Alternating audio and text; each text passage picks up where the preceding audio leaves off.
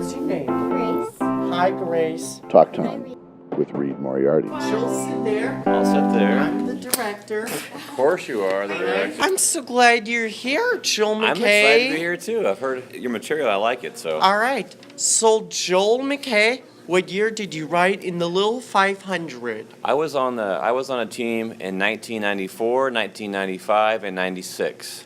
All right. How did you prepare for it, Joel?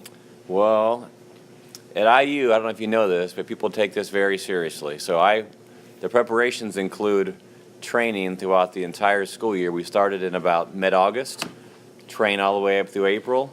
It's All a right. combination of weights and running, cycling, and even in the pool sometimes to swim. All right. Since I've never seen it, could you describe the event, Joel?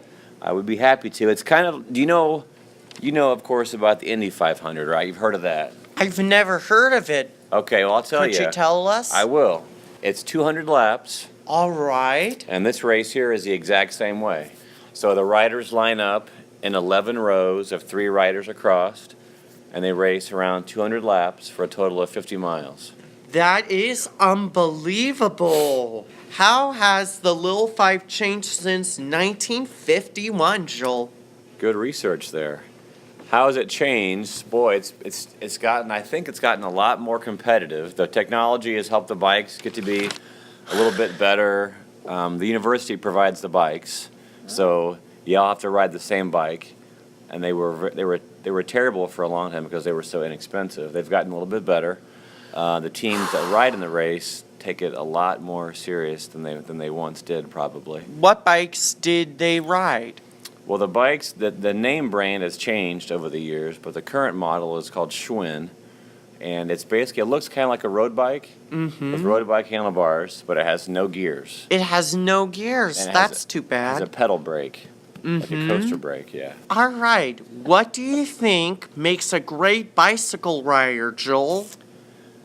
I think a great bike rider is made in the brain, in your mind. Everyone trains to the same level sometimes, but I think a person with the largest ability to ignore the pain that they feel during competition, a better rider. So it's definitely won and lost, I think. All in your head. right.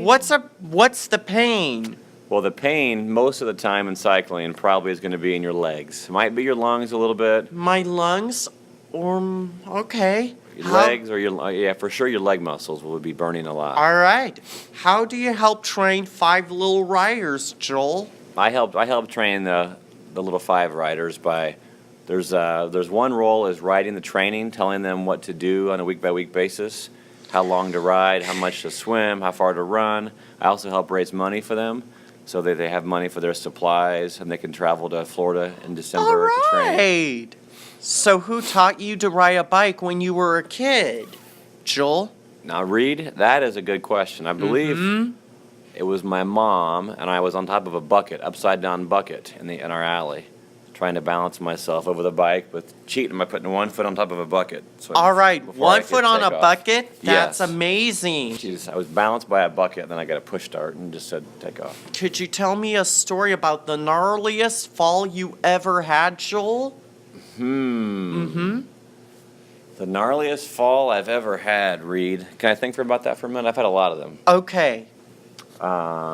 Probably, this is on a bike, but not so much in the little 500. Is that okay? All right. Yes. I used to compete on BMX bikes and rode vert ramps like they do in the X Games. The X Games? And I came down once from about 20 feet in the air, and I missed the ramp. You missed the And I ramp? hit the concrete, Yes. and my bike frame snapped in half. I And fell to the concrete. and you fell onto the concrete? That's too bad. Yeah, it was bad. Yeah. You need to wear a helmet when you ride a bike, You Joel. see this right here? Yeah, that's your helmet. That's right. All right. What do you love most about Indiana University, Joel? But now that is an even harder question. Of course. I think I love the well-roundedness that it offers all the students here, and it has a good balance probably of academics, sports at the varsity level, sports at the club level, and a town that welcomes everybody, I suppose. All right. Do you have a high point of living in Bloomington, Joel? The high point of living in Bloomington, Reid, is probably, I love all the different types of people that live here. Sometimes you might come across somebody downtown who's a farmer, and then you might come across somebody who's a All right. physicist maybe, or all types of folks live here. All right. Is there a low point, Joel?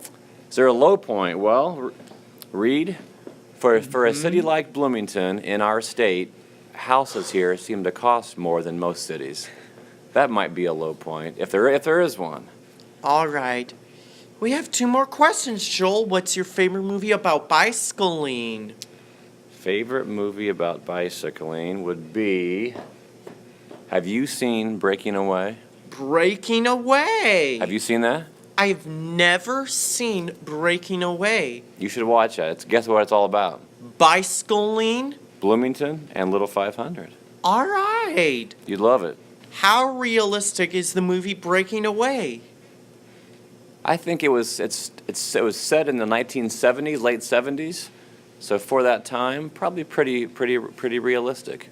There was one small thing that they changed as far as the rule goes in the race. It isn't actually allowed where folks from town could ride. You have to be a college student to ride. All right. I'll tell you my new favorite movie. It's not a bicycle movie. Okay. It's sort of a car movie. It's called Chitty Chitty Bang Bang. It's from MGM, stars Dick Van Dyke and Sally Ann House. Should I watch that sometime? You should watch it I should watch it? sometime. All right.